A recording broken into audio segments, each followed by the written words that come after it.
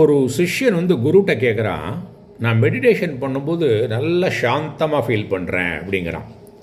அப்போது இது வந்து இப்போ யோக சூத்திராலேயே சொல்லியிருக்கு, 3வது பாதத்தில் 10வது சூத்திரம், தஸ்யனா அந்த மெடிடேஷன் பண்ணக்கூடிய புத்திக்கு பிரசாந்த வாகிதா சம்ஸ்காராத், அந்த இடத்துல ஒரு மைண்ட் ரொம்ப காமாக இருக்கும்.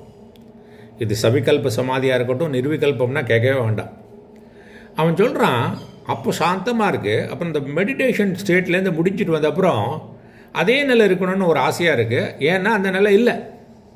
அப்போ இந்த மெடிடேஷனோட பயன் என்ன குருஜின்னு கேட்கும்போது, அவர் வந்து அங்கே ஒரு மூங்கில் கூட இருக்குது, அதில் ரொம்ப அழுக்காக இருந்திருக்கு, அதில் போய் தண்ணி கொண்டு வா பக்கத்தில் உள்ள ரிவர்லேருந்துன்னு. அவன் தண்ணி கொண்டு வரான். ஆனால் அந்த ஹோலெல்லாம் இருக்கிறதுனால கரெக்டாக திரும்ப குருஜி பக்கத்தில் வரும்போது தண்ணியெல்லாம் காலியாகிடுது. திரும்ப போகிறான். 10 தடவை கொண்டு வந்துட்டு, என்ன குருஜி, என்ன ஒரு காரியம் பண்ண சொல்லியிருக்கீங்க, இல்லை உங்களுக்கு எனக்கு ஒரு பலன் ஒன்றும் தெரியலையே எனக்குன்னா, பாரு முதல்ல கூட எவ்வளோ அழுக்காக இருந்தது, இப்போ நீ 10 தடவை கொண்டு வந்த அப்புறம் பாரு கூட எவ்வளோ க்ளீன் ஆகிடுது. அந்த தண்ணி வந்து அதோட காரியத்தை கண்டிப்பாக பண்ணும், பியூரிஃபைகேஷன் பண்ணும். அதை மாதிரி மெடிடேஷன் வந்து மைண்டை பியூரிஃபை பண்ணும். நீ ப்ராக்டிஸ் பண்ண உனக்கு அந்த சாந்தமானது கேரி ஃபார்வர்டு பண்ண முடியும்.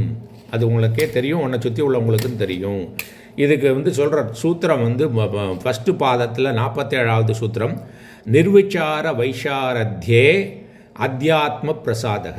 வைஷாரத்தியம்னா கிளாரிட்டி. அந்த தண்ணி அப்படியே பியூரிஃபை பண்ணி அழுக்கு எடுத்தது மாதிரி திரும்ப மெடிடேஷன் பண்ணிகிட்டே இருந்ததுனாக்க அந்த ரஜஸும் தம்பஸும் குறைஞ்சி இம்ப்யூரிட்டிஸ், அந்த மலம், சித்தத்தோட மலம் தான் குறைஞ்சிரும்.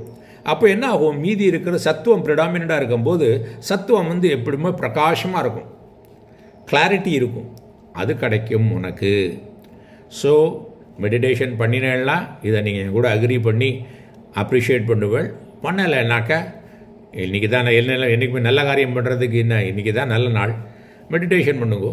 நம்ம சந்தியாந்தனம் 3 தரம் பண்ணும்போதே அதுலேயும் தியானம் இருக்குது. அதனால தான் சொல்லியிருக்காங்க, அப்போவே சொல்லியிருக்காங்க, இதெல்லாம் ஹிண்ட் கொடுத்துருக்காங்க நம்மளுக்கு, 3 தரம் தியானம் பண்ணணும்.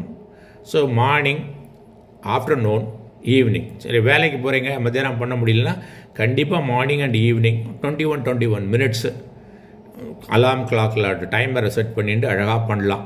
பண்ணிவிட்டு பாருங்க, ஒரு 48 நாளில் என்னை கூப்பிட்டு சொல்லலைன்னாக்க என் பேரில் நீங்கள் மாற்றிக்கலாம். ஸோ உங்களுக்கு I wish you a happy meditation and start meditating if you have not done so. நன்றி.